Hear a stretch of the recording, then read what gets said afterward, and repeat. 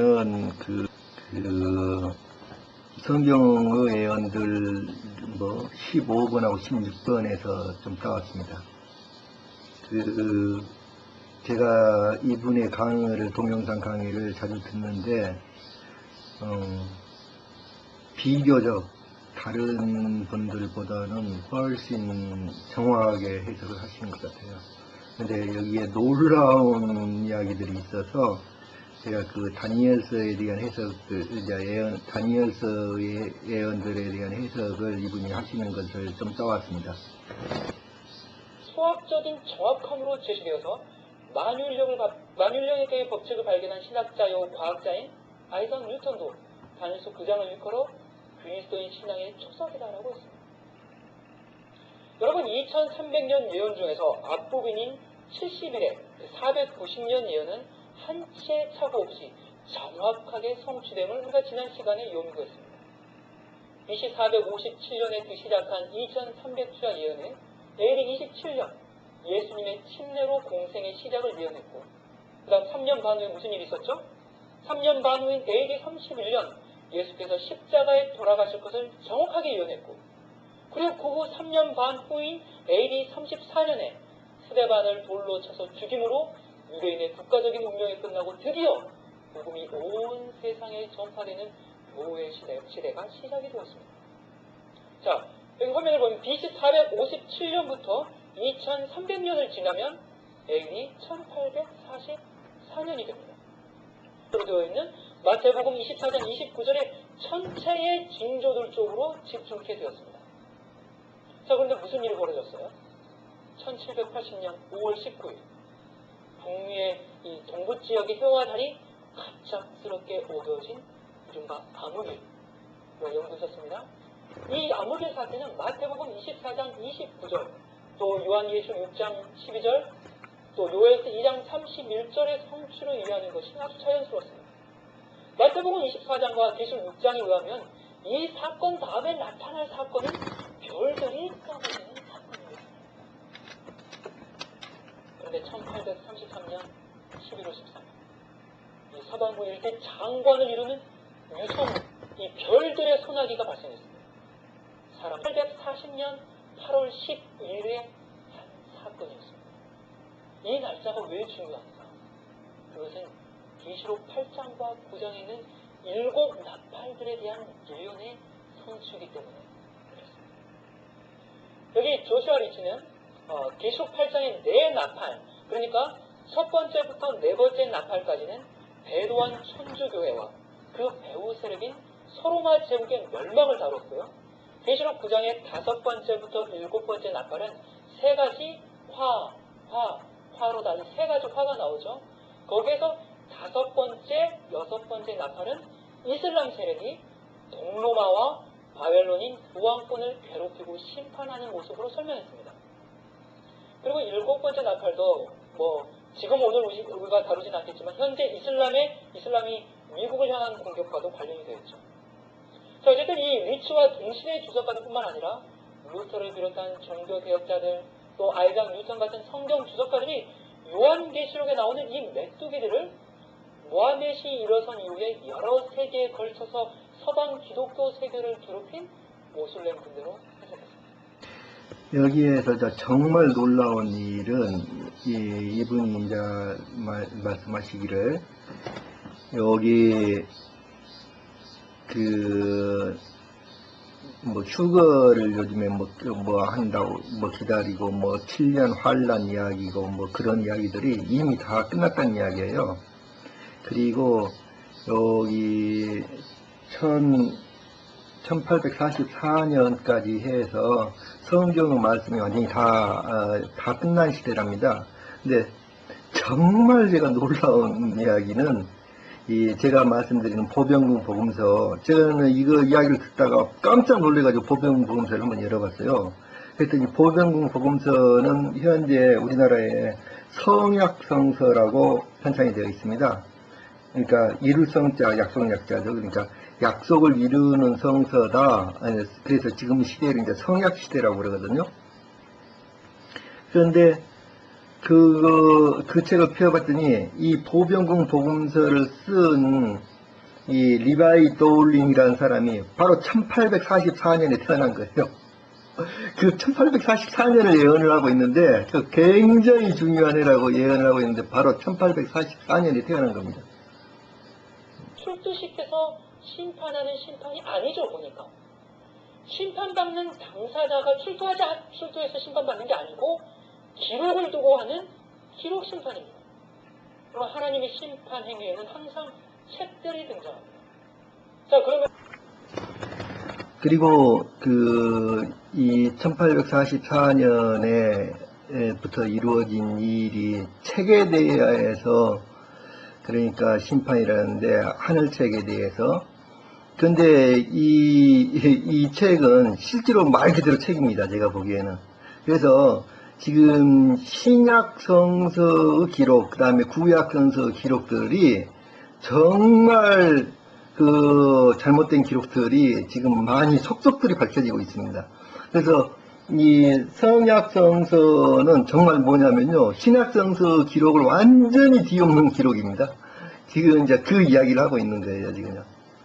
복음 사업이 남아있다는 사실을 발견하게 됩니다. 자, 우리 계시록 10장에 있는 말씀을 한번 보도록 하겠습니다. 내가 또 보니 힘센 다른 천사가 구름에 있고 하늘에서 내려오는데 그 머리 위에 무지개가 있고 그 얼굴은 해 같고 그 발은 불기둥 같으며 그 손에 펴놓인 작은 책을 들고 그 오른발은 바다를 밟고 왼발은 땅을 밟고 사자의 부르짖는 것 같이 큰 소리로 외치니 외칠 때 7 우레가 그 소리를 말하더라. 자, 이게 무슨 말씀입니까? 이 시대를 일어난 아주 놀라운 성취를 보게 됩니다. 이 요한의 계시를 보니까 하늘에서 힘있는 천사가 내려오는데 양발로 바다와 땅을 밟고 손에는 무슨 책을 들고 있습니다. 그런데 그 책은 아직까지 열지 않았던 책입니다.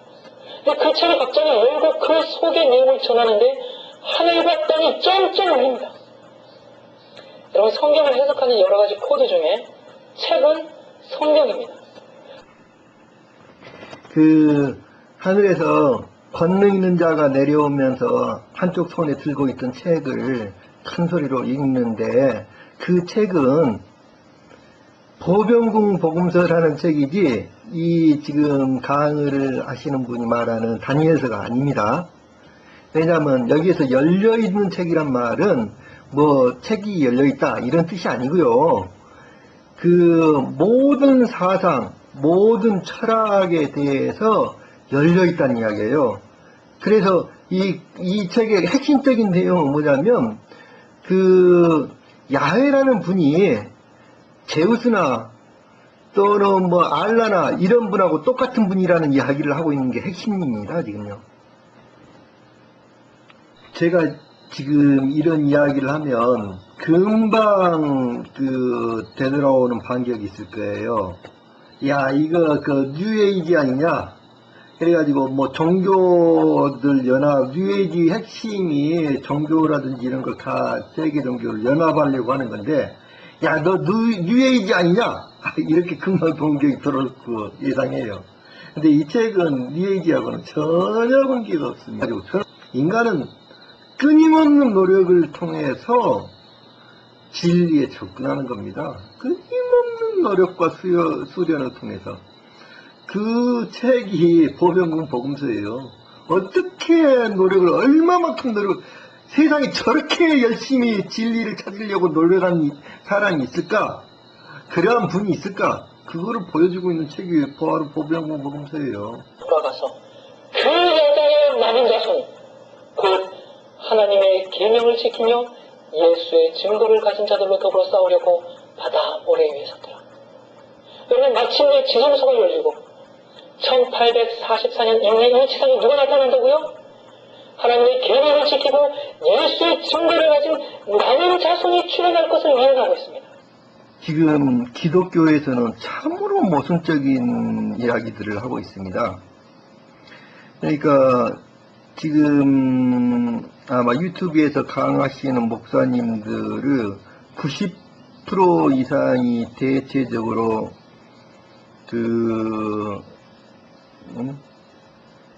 적그리스도, 그리고 이제 가장 악을 지목하는 부분이 바로 교황권을 지적을 하고 있습니다.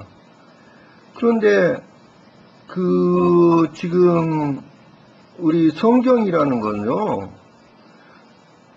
물론 교황 시대에 성경을 받는다고 이제 새로운 성경 번역을 해가지고 막 그것들을 탄압받고 그랬지만은 그라는 거는 가톨릭 시기에 쓰여진 거예요.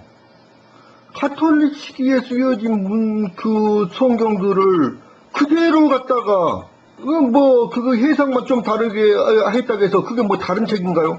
가톨릭 시대에 그게 전부 다 이거를 전부 다 제정했고, 예? 가톨릭에 의해서 전부 다 만들어진 이 성경을 그걸 갖다가 그거를 그대로 사용하고 있는 사람들이 무슨 놈은 가톨릭을 비난하고 있는 거예요? 이거 코미디 아닙니까? 그러니까 천주교 박해로 인해서 완전히 우리가 사장될 뻔한 그러한 문서들이 바로 그노시스파의 성경들입니다. 그거야말로 완벽하게 천주교에 의해서 희생되었던 문서들입니다. 이 그노시스파의 대체적인 사상을 총정리한 책이 바로 보병궁 복음서와 탈무드 임마누엘이에요. 그럼 뭐가 진짜 책입니까? 뭐가 진짜 성경책입니까 도대체? 하나님은 남은 백성들, 교회를 다니고 지금 성경책을 믿는 사람들이 아니란 말이에요. 그런 사람들이 아니라, 예? 이때까지 책으로 나타나지 않았으니까 뭔가는 이해할 수 없지만, 이건 아니다. 이건 예수님의 사상이 아니다. 이렇게 믿고 있었던 그 나머지 사람들을 말하는 거예요, 지금. 성소를 청소한다는 게, 이스라엘 민족의 무슨 성소를 청소를 하고, 그것을 날짜를 계산하고 있는데, 그거 아닙니다. 성소라는 것은 하나님이 계신 곳이거든요. 그래서 하나님이 계신 것은 모든 인간의 마음입니다. 모든 인간의 마음을 청소한다는 이야기지 그것과는 전혀 관계가 없습니다. 나서 내게 들리던 음성이 또 내게 말하여 가로되 내가 가서 바다와 땅을 밟고 섰는 천사의 손에 펴놓인 책을 가지라 하기로 내가 천사에게 나아가 작은 책을 달라한즉 천사가 가로되 갖다 먹어버리라.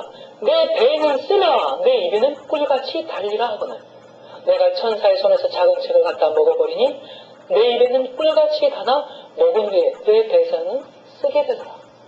내가 쓸래 보고 쓰러지는 것입니다. 저가 내게 말하기를 내가 많은 백성과 나라와 방언과 임금에게 다시 예언해야 하리라. 지금 여기에서 다시 예언한다고 그러는데 다시 예언한다는 뜻이 무엇일까요? 지금 다니엘서라는 책은 구약 성서 옛날부터 거기에 쓰여져 있는 책인데 그건 뭘 다시 예언한다는 겁니까? 제가 보기에는 이건 새로운 책 발견이에요. 새로운 책들이 발견되고 그리고 지금 최근에 엄청나게 많은 그노시스파 그러니까 영지주파들의 책들이 발견되는데 그것과 관련되어 있습니다. 지났고 이제 한 가지 일만 남았는데 그것은 요한계시록 18장 1절의 역사입니다. 2일 후에 다른 천사가 하늘에서 내려오는 것을 보니 큰 권세를 가졌는데 그의 영광으로 땅이 환하여지더라. 영지주파 그노시스파의 13권이나 되는 복음서들이 발견이 됐습니다. 그런데 이 복음서들은 지금 신약성서에 써진 내용과는 정반대의 이야기들을 많이 하고 있습니다.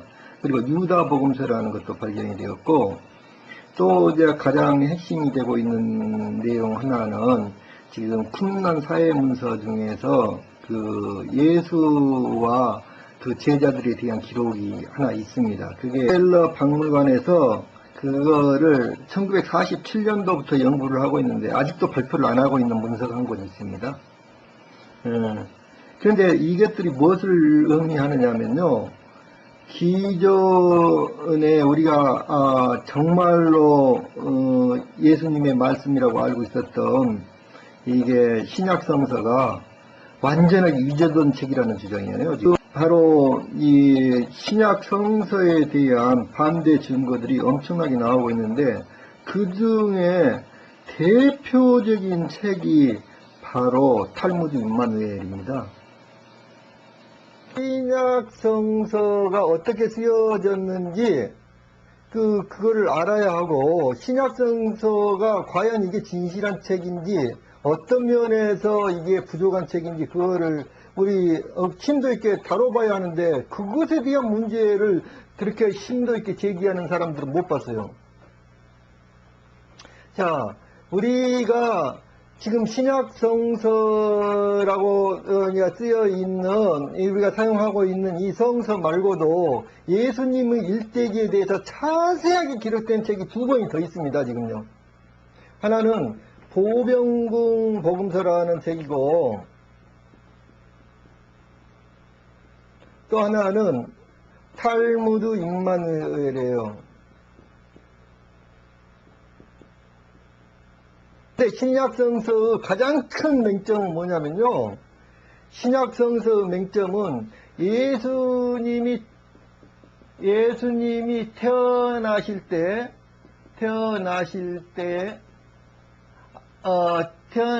때 잠깐 그 시대 상황이 잠깐 묘사되고, 그 다음 비와의 대화 이야기가 잠깐 쓰여지고, 이게 뭐 몇 줄 안 돼요. 이게 이 내용들이 뭐 한 페이지도 안 되고 있고, 잠깐 언급되고 나서 30살에서 33세까지의 일대기밖에 안 써졌어요, 예수님.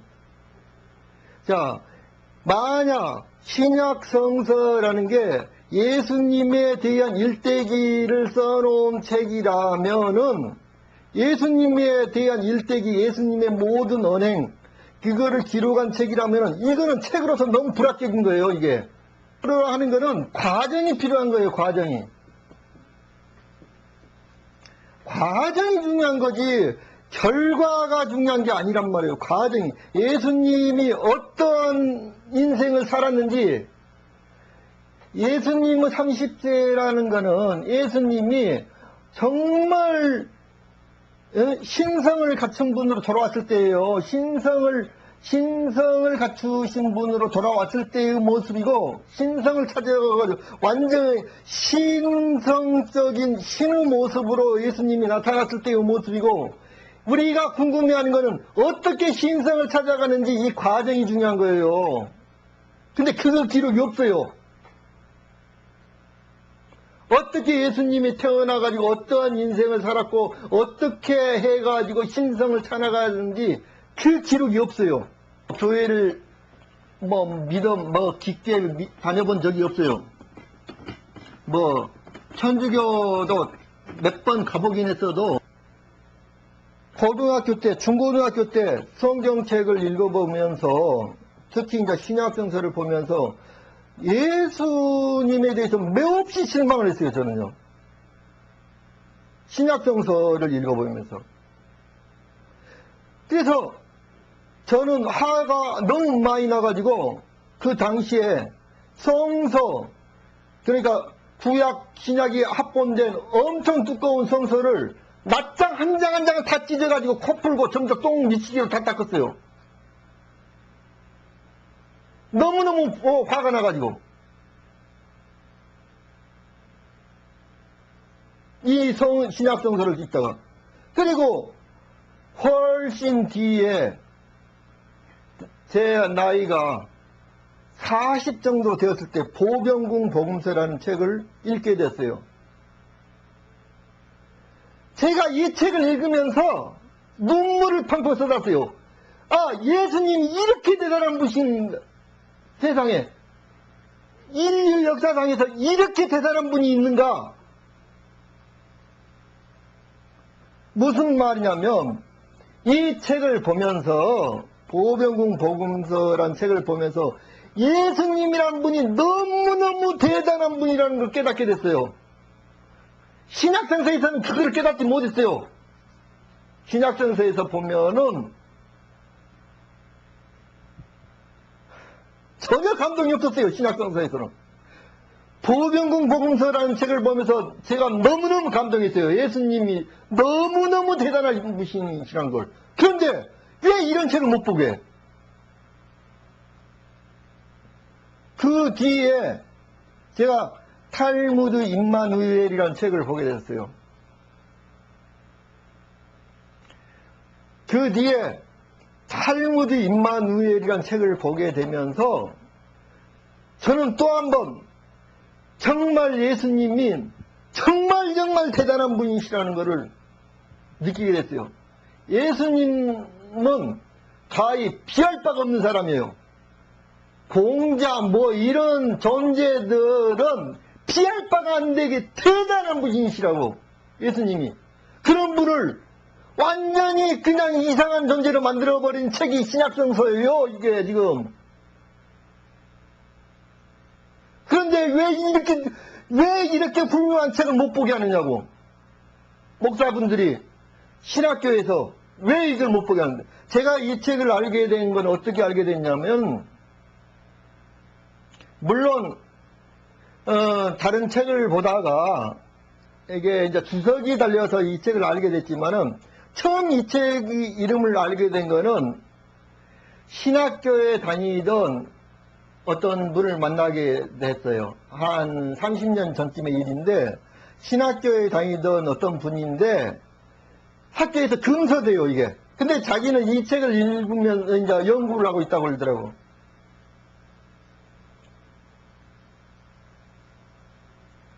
신학교 학생들이 이 책을 안 읽어요, 지금요.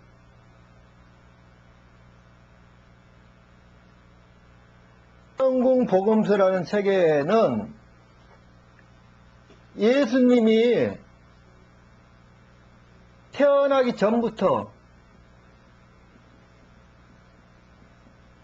태어나기 전에 마리아가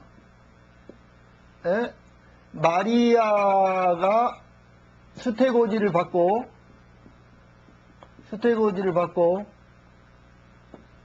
어디에 가서 누구에게 어떠한 교육을 받았는지 굉장히 중요한 거 아니에요? 모태에서부터 그 어머니의 심성이 굉장히 중요한 거죠. 그래서 이런 마리아가 수태고지를 받고 나서 세례 요한은 6개월 먼저 수태고지를 받죠. 6개월 먼저 태어난 거예요, 세례 요한이. 그 세례 요한의 어머니하고 마리아가 같이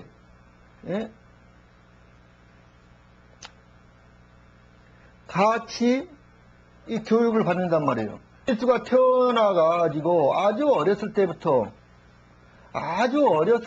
해가지고 누구에게 어떠한 교육을 어떠한 스승에게 가서 어떠한 스승님들에게 가서 어떠한 교육을 받아가지고 어린 성장기를 거쳤는지, 그 다음에 10세 때는 어떠한 생활을 했고 11세 때는 어떠한 생활을 했고 12세 때는 어떠한 생활을 했고 인도 승려를 따라가고 인도 유학을 가요. 그 다음부터 인도뿐만 아니라 인도, 페르시아, 그 다음에 티벳의 라사, 아시리아, 할 것 없이 전 세계를 돌아다니면서 공부를 하는 내용이 나와요. 예수가 살았던 나사렛이란 작은 마을은 갈릴리의 민물바다에서 멀지 않은 이스라엘의 푸른 계곡에 자리 잡고 있었습니다. 로마는 거대한 제국을 이루고 있었습니다. 그들은 팔레스타인을 단순히 이집트와 시리아의 연결로로만 이용하지는 않았습니다. 그곳에서 돈이 될 수 있는 것이면 무엇이든 빼앗아가고 착취했습니다. 매년 막대한 세금을 팔레스타인에서 걷어들였죠. 그는 이미 5살 때부터 모세에 대한 책을 읽기 시작했고 10살 때에는 유대인의 구비선언을 배우기 시작했습니다.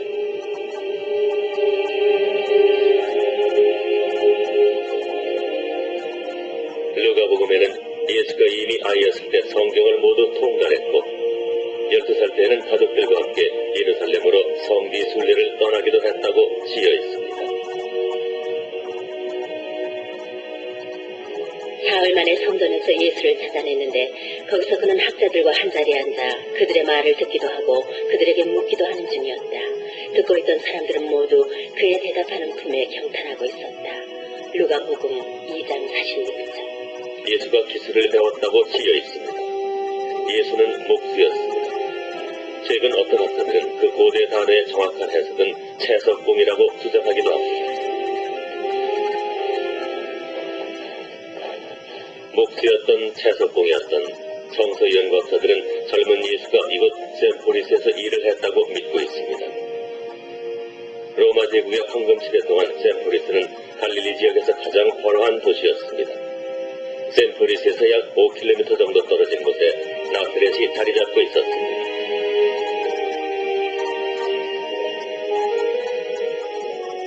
유대인 폭동으로 완전히 파괴된 셈포리스는 다시 지어졌습니다. 돌로 이루어진 이 도시는 예수의 소년 시절 동안 재건됐습니다. 그러므로 걸어서 1시간도 안 되는 거리에 있던 예수의 고향인 나사렛에서 수많은 일꾼이 동원됐을 거라는 것은 누구라도 추측할 수 있을 것입니다. 그것은 기대한 영향을 끼쳤죠. 아마 예수는 그리스어나 로마어를 쓰는 사람들과 일상생활에서 수없이 부딪히며 살았을 겁니다. 거기에는 요셉과 그의 아들인 예수의 모습이 선명하게 나타나 있었습니다. 세계 문화의 중심지였던 이곳 셈포리스에서 예수는 그의 인생의 결정적인 역할을 할 새로운 사상들을 배웠을지도 모릅니다. 그리스 출신의 장인들은 이곳에 아리스토텔레스와 소크라테스 그리고 플라톤 철학을 전파시켰습니다. 또한 동방의 무역업자들은 값비싼 물건들과 함께 부처의 가르침을 이 땅에 들여왔습니다. 이곳 셈포리스에서 예수는 유대계 외의 다른 종교들을 쉽게 접할 수 있었을 것입니다. 다른 성서에는 셈포리스가 그의 어머니인 마리아와 할머니인 앤 성녀의 고향으로 기록되어 있습니다. 어떻게 인류의 역사를 바꿀 만한 지식과 통찰력을 얻을 수 있었을까요? 바로 이 사라진 시절이 그것을 이해하는 중요한 열쇠가 될 것입니다. 그는 자신의 혁명적인 사상과 철학을 어디에서 얻었을까요? 예수는 어디서 그 방대한 지식을 얻었을까요? 그 높은 수준의 도덕을 어디서 익혔을까요? 도대체 그것들을 어디서 배웠을까요? 1887년 러시아에서 기독교계를 발칵 뒤집어 놓을 만한 놀라운 책 한 권이 발간됐습니다. 예수 그리스도의 알려지지 않은 삶이라는 제목의 이 책은 기독교인들로부터 맹렬한 비난을 받았습니다. 저자인 니콜라스 노토비치는 저명한 저널리스트였습니다. 노토비치는 자신의 책이 인도 북부에 위치한 히말라야 산맥을 여행하고 쓴 사실적 보고서라고 주장했습니다. 그는 외부인으로서는 최초로 히말라야 산맥 꼭대기에 숨어있는 불교 사찰인 헤미스에 들어갔습니다. 그는 그곳 주지 스님의 허락을 얻어 이사라는 학자며 예언자였던 사람의 이야기가 담긴 고대 두루마리를 살펴볼 수 있었습니다. 이 비밀 문서에서 이사는 중동의 한 작은 도시에서 온 외국인으로 기록되어 있습니다. 그는 10살 때 부처의 가르침을 배우기 위해 인도로 왔습니다. 그 문서에 따르면 그때가 부처 사후 500년경의 일이었다고 합니다. 그것은 예수가 살았던 시기와 정확히 일치하는 것입니다. 니콜라스 노토비치는 이사가 바로 나사렛의 예수라고 확신했습니다. 또한 예수가 인도에서 배운 부처의 가르침을 고향에 전한 것이라고 생각했습니다. 노토비치가 헤미스를 방문한 지 반세기가 지난 1902년 한 힌두교 승려가 인도에 오겠다는 사찰로 들어갔습니다. 그는 당시 노토비치가 봤던 두루마리를 번역해서 책으로 발간했습니다. 그것은 노토비치의 주장이 사실임을 입증해주는 강력한 근거가 됐습니다. 예수가 한때 인도에서 살았다는 내용의 고대 기록은 인도뿐 아니라 페르시아에서도 나오고 있습니다. 그 보병궁 복음서에는 인도 북부인 그 히말라야 산 아래 이제 캐시미르 지방에 갔었다는 기록이 있고, 또 라다크라는 지방도 여행을 했고, 그 티베트의 라사도 갔었습니다. 그런데 이제 그 물론 이제 다른 전 세계를 다 돌아다니셨어, 예수님께서. 그런데 이제 그 탈무드 임마누엘에도 똑같은 기록이 있습니다. 예수님이 이제 십자가 처형 후에 캐시미르주 스리나가르라는 곳에 가가지고 115세까지 살았다고 이제 쓰여 있습니다. 근데 이제 제가 캐시미르주 스리나가르를 여행을 했었습니다. 근데 이제 그곳은 해발 고도가 한 3,000m 정도 되는데요. 그 호수들이 아주 많은 정말 아름다운 곳입니다. 이것이. 그런데 이제 그 캐시미르주가 현재는 이제 잠무 캐시미르주라고 그러는데요. 이제 캐시미르란 말이 한문으로 썼을 때 가섬미라라고 씁니다. 그래서 이제 지금 한문 지도를 보면은 가섬미라라고 지금도 쓰여져 있습니다. 그런데 이제 이곳을 줄여가지고 가라라고 했는데, 여기 이제 그 일련이 이제 삼국유사에 보면은 가라는 가야라고도 불렀다고 이렇게 쓰거든요. 그러니까 가야국이나 가라국이나 똑같습니다, 이게요. 그런데 이곳이 원래는 이제 원래 가야국이 이곳입니다. 원래 가야국이. 그래서 여기 이제 가야국에서, 옛날 가야국에서 쌍어무늬가 발견되고 있거든요. 근데 쌍어무늬는 바로 그 물고기 자리, 그 쌍어궁 시대의 상징입니다. 그런데 예수님이 바로 물고기 자리의 신이기 때문에 예수님을 상징하는 거예요, 쌍어무늬가. 그런데 쌍어무늬가 여기에서도 나타납니다. 이제 캐시미르 지역에서 쌍어무늬가 나타나고 있고, 지금 가야국에서도 나타나고 있어요. 그런데 예수님 거기에서 그쪽에 가서 이제 오랫동안 사셨고, 그쪽을 이제 중간에서도 이제 젊었을 때도 그쪽을 여행을 하셨었고, 그리고 또 하나는 그 허우가 왔을 때의 이제 물건들이 지금 거기가 어느 대학교죠? 거기에 이제 보관되어 있습니다, 지금요. 그 박물관에가. 그런데 거기에 이제 십자가 등이 나타납니다. 그런데 이제 이게 이제 기독교 문물들이 이제 가지고 왔는데, 이게 이제 도마의 영향이었을 것이라고 생각을 해요. 그런데 아닙니다, 그거는. 예수님은 직접적인 예수님이 거기서 선교 활동을 그 후로 직접적인 선교 활동을 캐시미르 지역에서 했고, 그 캐시미르가 가라기 때문에 직접 가지고 온 게 맞습니다, 이게요. 그래서 우리 민족이 예수님과 직접적인 관련이 된 민족입니다. 예수의 사라진 시대에 대한 예표는 1947년 사해사본이 사막의 한 동굴에서 발견되면서 더욱 활발히 진행되기 시작했습니다. 과연 예수는 그 두루마리를 쓴 종파의 한 사람이었을까요? 23세까지 이야기는 대체로 신약성서와 내용은 비슷한데 핵심적인 사상은 상당히 틀려요. 내용은 비슷합니다.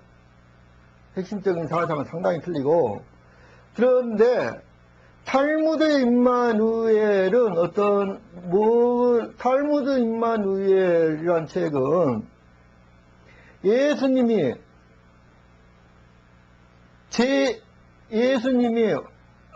죽음에서 다시 살아나셨단 말이에요. 살아나신 후에 살아나셨으면은 인간의 몸으로 그대로 살아나셨으면은 인간의 몸으로 살아야지 그게 맞는 거 아니에요? 근데 신약성서에는 살아났다는 요 이야기뿐 그 다음에 없어요. 우리 담기는 많은 납골관과 일련의 이름을 발견했고, 이 발견은 세상을 떠들썩하게 만든 주장으로 이어졌습니다. 이 평범한 무덤에 예수와 그의 가족들의 유골이 있을 수 있다는 겁니다. 탈무드 임마누엘은 살아나서 그 뒤의 생활까지 어디 가서 누구하고 어디 가서 어떻게 살았다고 자세히 되어 있어요. 우리 물어봅시다 한번. 당신들이 누군가를 사랑한다면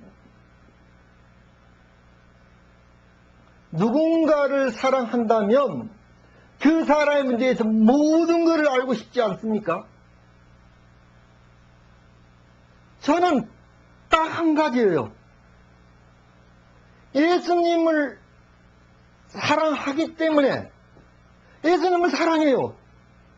정말 사랑해요. 그렇기 때문에 그분이 어떤 분이셨는지 알고 싶어요.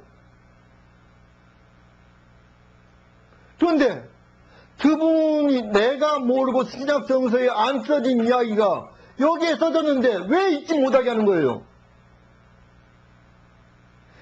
여기에 써진 이야기가 아닌 다른 이야기, 여기에서 빠뜨린 이야기가 다른 데에서 또 써졌는데 왜 못 잊게 하느냐고. 예수님을 알고 싶은데 왜 모르게 하느냐고. 도무지 알 수가 없는 거잖아요. 책으로 쓰여진 성서도 없었습니다. 대신 신자들 사이에서 전해져오는 각기 다른 예수의 이야기가 있을 뿐이었습니다. 그 이야기는 결국 복음서로 쓰여졌지만 그것도 예수 사후 30에서 60년 뒤였습니다. 오늘날 대부분의 학자들은 마태, 마가, 누가, 요한은 자신들의 복음서가 쓰여지기 훨씬 이전에 사망했다고 믿고 있습니다. One of the interesting phenomena from early Christianity is that the four Gospels that made it into the New Testament, Matthew, Mark, Luke, and John, are all anonymous. The titles were added by later editors. They weren't there, written there by the authors themselves. 왜 예수님의 일대기를 기억이 생생했을 때 예수님의 일대기에 대해서 기록을 하지 않았는가? 굉장히 의문점 있죠? 왜 기록을 하지 않았을까? 왜 예수님에 대한 기록을 하지 않았을까? 이게 이제 의문점이 남은 거예요. 그래서 지금 현재 학자들이 이제 이건 추론이죠. 추정하는 것은 현재 학자들이 추정을 하는 이유는 그 당시 예수 제자들이 생각했을 때는 예수님이 말씀하신 예수님의 재림과 그다음에 심판도 좋고 자관 이 세상이 완전히 바뀌는 이런 시기가 세상이 완전히 바뀌는 시기가 당대에 일어날 거라고 생각을 했다는 거죠. 바로 몇 년 뒤에 일어날 거라고 생각을 했기 때문에 당대에 예수님 제자들이 살아있는 시기에 일어날 거라고 생각을 그렇게 생각을 했기 때문에 이렇게 기록이 필요가 없었을 것이다. 기록이 별로 필요가 없었을 것이다. 이렇게 주장을 하는 거예요. 이러한 주장들이라면 이건 더 심각한 문제를 가져옵니다. 무슨 말이냐면 만약에 예수님께서 실질적으로 당신이 새롭게 다시 태어날 때를 몇 년 뒤 이렇게 알고 있었다면 예수님은 심각한 오류가 있는 분이시고요. 그럼 말도 안 되는 이야기고, 모든 제자들이 그렇게 예수님이 금방 올 줄로 알았다고 한다면, 제자들이 그랬다면, 이 제자들은 전혀 이해력이 없는 사람들이에요. 그러니까 이거는 지금 이 학자들이 주장하는 것보다는 몇백 배 더 심각한 문제입니다, 이건요. 예. 그래서 다른 이유가 있다는 거죠. 옛날 상황은 보면은요, 이 제자들이, 베드로도 마찬가지고 이런 제자들이 너무나 그러니까 좀 이제 신분이 고위 신분들이 아니었단 말입니다. 고위직적 신분들이 아니었는데, 옛날에는, 지금도 많이 달라졌지만, 옛날에 2000년 전에 과연 글을 읽고 쓸 줄 아는 사람들이 몇 사람이나 됐을까? 글을 읽고 쓴다는 것은 무지무지한 특권이었어요, 이거는. 거망한 특권이었어요. 글을 읽고 쓴다는 거는. 이 글을 읽고 쓸 줄만 알아도 이거는 대단한 특권이었어요. 이거. 이 무지랭이들인 그 베드로라든지 이런 사람들 대부분 어부고 뭐 이런 사람들인데, 그 사람들이 글을 읽을 필요도 없었고 글을 읽고 쓸 줄 알았다는 기록이 없어요. 예수님은 그 당시에 전 세계에 있는 그 모든 종교를 통달하신 분이셨어요. 그 모든 종교, 철학, 과학, 모든 분야에 대해서 통달하신 분이었어요. 그렇게 공부를 많이 하신 분이에요. 어떻게 예수님 사상을 3년 만에 알아들어요. 그 무지랭이들이. 그러니까 예수님도 답답한 거지. 정말 생각을 해보세요. 그건 말이 되는 이야기인지. 그러니까 그 예수님 제자들이 예수님의 사상을 전혀 이해를 못하고 있어요. 전혀 이해를 못. 신약성서를 읽어보면은 요즘에 지금 기독교에서 공개하고 있는 뉴에이지 사상과 완전히 일치하고 있어요. 신약성서는. 전부 다 뭐 하늘에서 무슨 너무 영감을 받든지 하늘에서 뭐를 내려가지고 순식간에 글을 읽고 쓰고 뭐하고 뭐 지식을 통째로 받아버리고 그게 뉴에이지 아니에요. 근데 보병록에는 그 내용이 전혀 없어요. 반대예요. 모든 걸 하나씩 배워가는 거예요. 전부 다 스승에게 배워가고 종료들한테 배워가고 혼자 연구하고. 당신네들도 무슨 소리를 하고 있는 건지 난 이해를 모르겠어요. 도대체.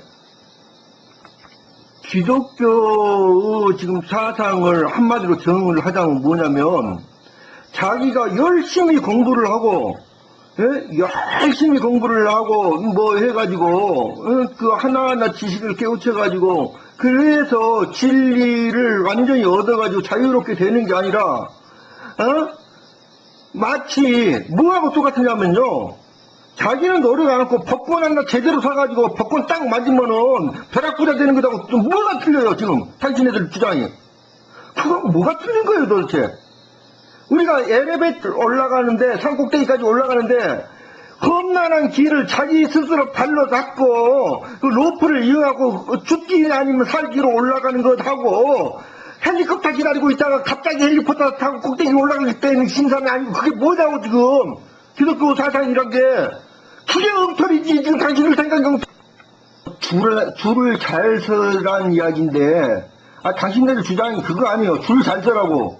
그러니까 썩은 종아줄 붙들지 말고 썽썽한 줄 붙들어가지고 줄 잘 서가지고 엘리베이터 타고 하늘로 올라가자는 거 아니에요.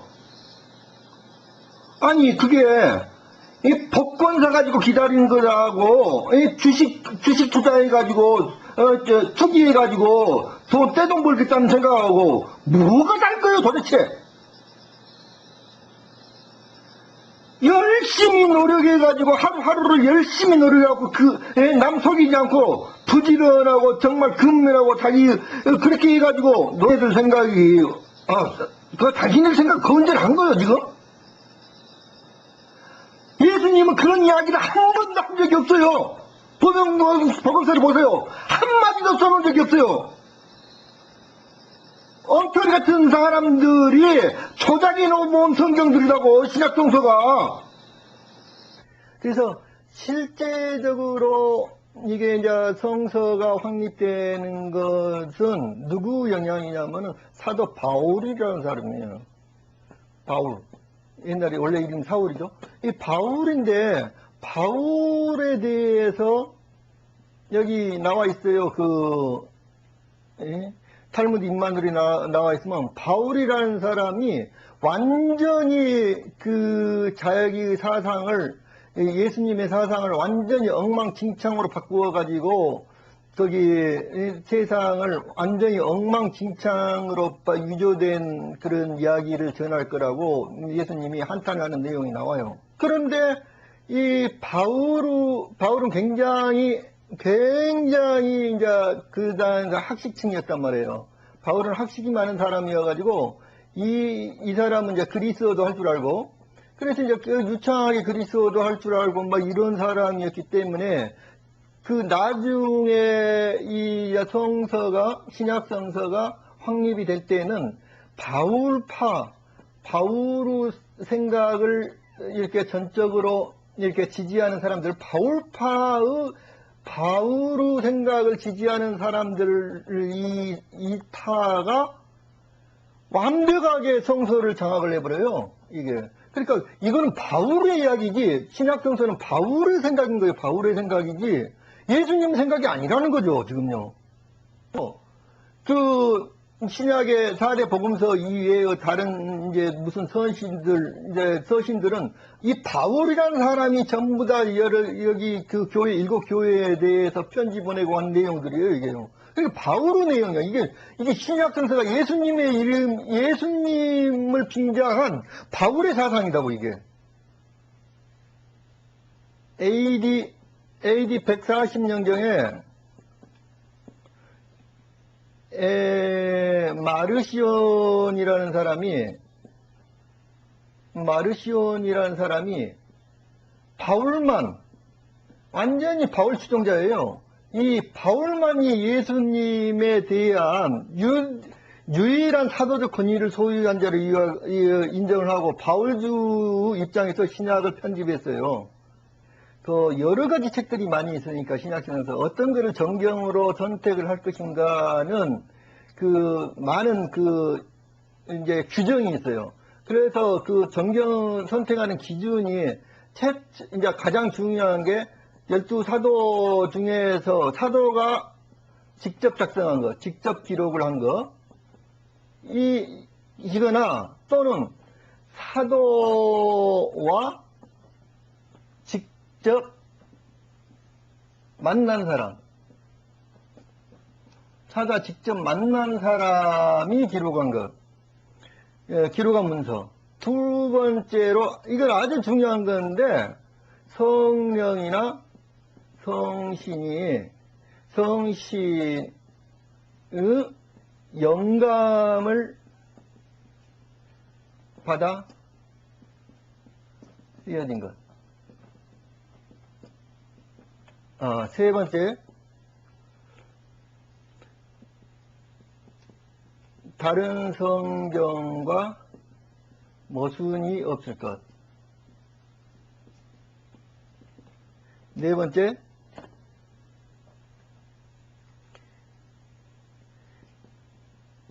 믿음과 직제가 통합된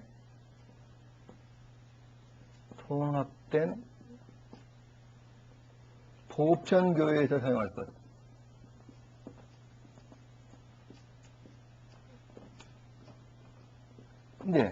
근데 이거는 별로 중요한 게 아니죠. 이거는 만들어 놓고 가장 중요한 내용은 이거예요, 이거. 이 두 개가 가장 중요한데, 사도가 직접 기록을 했거나 사도와 직접 만난 사람이 기록을 했을 것. 근데 요거는 해당되는 사람이 많이 있을 거예요. 사도 바울 같은 사람은 이제 사도와 직접 만났으니까. 그런데 사도가 직접 기록한 기록이 훨씬 중요한 거죠. 이게 사도가 직접 기록한 기록이. 그런데 사도가 직접 기록한 기록들이 우리가 그거를 전부 다 의심하고 있다는 거예요. 어떠한 책도 다 의심이 돼야 해요. 왜? 그 첫 번째, 그 기록이 그 당시에 예수님 돌아가시자마자 그 당시에 기록을 남겨지지 않았을까? 두 번째는 왜 이 사람들이 과연 글을 쓸 줄 아는 능력이, 쓰고 읽을 줄 아는 능력이 있었을까? 세 번째 또 있어. 또 문제. 왜 이 사람들 기록이 서로 다른 부분들이 많이 있는가? 또 더 중요한 의문이 있어요. 이 사도들이 전혀 이해력이 없는 사람들이었다고. 무지랭이들이었다고요, 사도들이. 그런데 예수님의 사상을 정확하게 이해를 하고 있었는가? 예수님의 생각을 정확하게 이해를 하고 있었는가가 문제죠. 그 말은 무슨 말이냐면, 자기가 생각하는 것으로밖에 안 들리는 거예요, 사람은. 그 탈무드 일만우에의 기록을 보면은 예수님이 왜 그렇게 너는 내 말귀를 못 알아먹느냐? 내가 그렇게 말하지 않았는데, 나는 그 뜻으로 말하지 않았는데 왜 너희는 그렇게 그런 식으로 말을 알아듣느냐? 그러면서 너희는 내 생각을, 나의 사상을 완전히 위조를 해가지고 세상에 퍼뜨릴 놈들이다. 그러면서 막 그 역정을 내는 장면이 계속 나온단 말이에요. 리바이 도울링이라는 사람이 보병궁 복음서라는 책을 보병궁 복음서라는 성서를 완벽하게 하나님의 영감을 받아서 하나님이 지시한 대로 그 새벽에 일어나가지고 자동기술법으로 자기가 뭘 쓴지도 몰라 하나님이 지시한 대로 그대로 써는 거예요. 한자도 틀림없이. 자동기술법으로. 이 책은 성령과 성신의 영감을 받아갖고 그대로 쓰여진 책이라고, 이 책이. 근데 왜 이거를 인정을 안 하느냐 이거예요. 권력자들의 입맛에 따라가지고 이거를 선택한 거예요, 지금요. 그게 신약성서예요, 지금요. 전통을 가진 기독교의 한 종파로서 한동안 로마 제국 전체에서 번성했던 영지주의자들이 쓴 책이었다. 초기 교회의 교부들은 그들을 이단이라고 단정했다. 정통과 이단의 차이는 다수결에 의해 결정되는 것입니다. 다수가 정통하고 소수가 이단자들인 셈이죠. Thought that the only Gospels there were the Gospels of the New Testament, Matthew, Mark, Luke, and John. But actually, there were many more than that. There might have been dozens, like the Gospel of Truth, the Gospel of Mary Magdalene, the Gospel of Thomas, the Gospel of Judas, the Gospel of Philip, just to mention a few. There wasn't one early. 자, 탈무드 임마누엘이라는 책이 있단 말이에요. 이 책은 어떤 책이냐? 1963년도에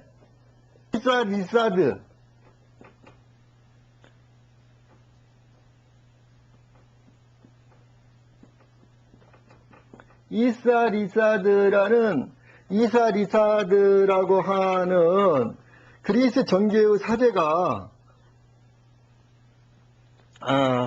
예수 그리스도 임마누엘의 실제 무덤을 발견한 뒤의 일이었는데, 여기 이제 그 무덤 밑에, 바위 밑에서 그 어마어마한 그 두루마기 문서를 발견했어요. 양피지에 쓰여진 두루마리 문서를 1963년도에 발견을 했다고, 이 사람이. 근데 이 문서는 아람어로 쓰여져 있어요. 아람어로 쓰여진 문서는 뭐냐면, 아람어는 예수님이 살아있을 때 당시에 국제어였어요. 그러니까 그걸 발견을 했어. 1963년도에. 그래가지고 이거를 아람어를 아무도 해석을 못하니까, 해석할 사람이 별로 없으니까 이거를 나중에 이 사람이 조금 해석을 했다가 이사리사드가 20% 정도를 해석을 했고, 그 다음에 에두아르트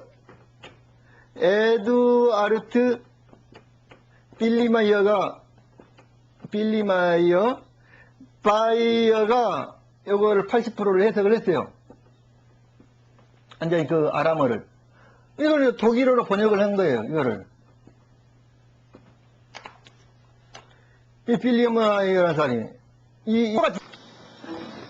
그런데 그거를 발견한 사람인 이사리사디는 13번씩이나 살해 위협을 받다가 결국에는 가족들과 함께 모두 다 몰살당했어요. 모두 살해당했어요, 이 사람들이. 그리고 이거를 독일어로 번역한 지금 빌리마이어 씨는 3번씩이나 살해 위협을 당하고 지금 집거 중에 있어요. 무슨 말 하는 것 같습니까? 이 더러운 짓들을 누가 한 것 같아요?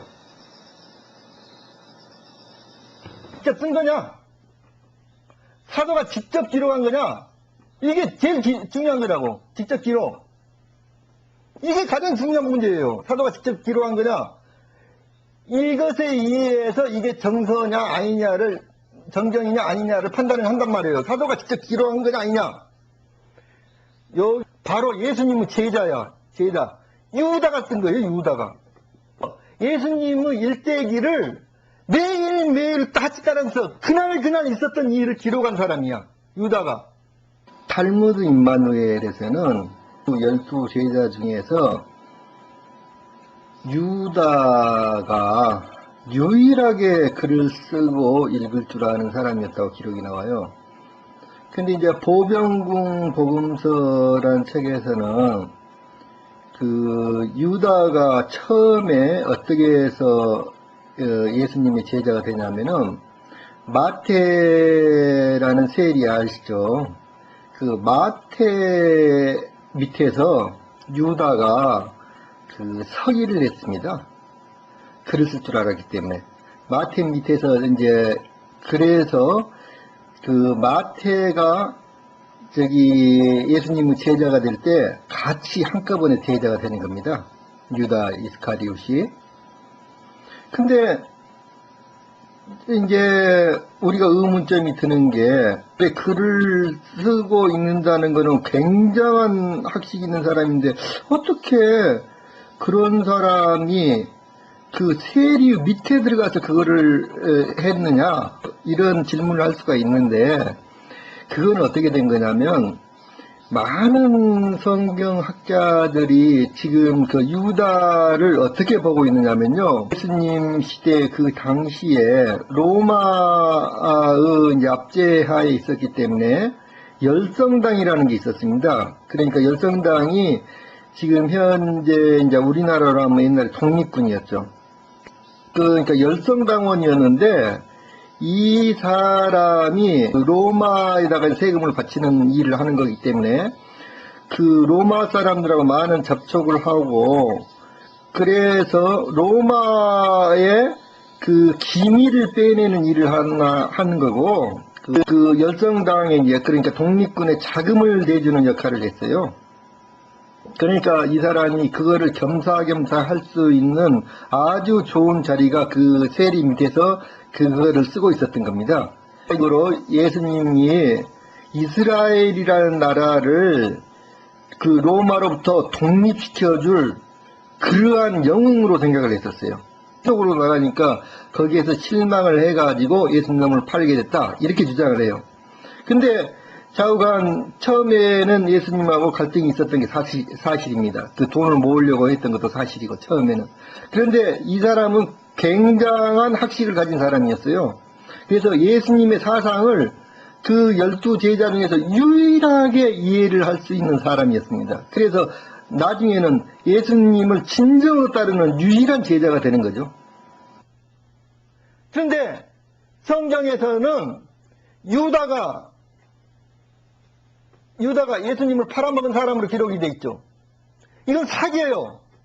예수님을 실제로 배반해가지고 예수님을 팔아넘긴 사람은 바울과 유다 이하리옷이라는 그 바리새인의 아들입니다. 중요한 책이란 말이에요. 이 매우 중요한 책을 비교를 한번 해보자는 거지. 신약성서와 비교를 해보고 아니 비교를 해보면은 우리는 인간은 판단력이 있단 말이에요. 누구나 판단력이 있어. 읽어보면 이게 더 진실한 것 같은데 이 내용이 더 진실한 것 같은데 우리 분명 판단력이 있는 거예요. 생각을 해볼 수 있는 기회를 주자는 거죠.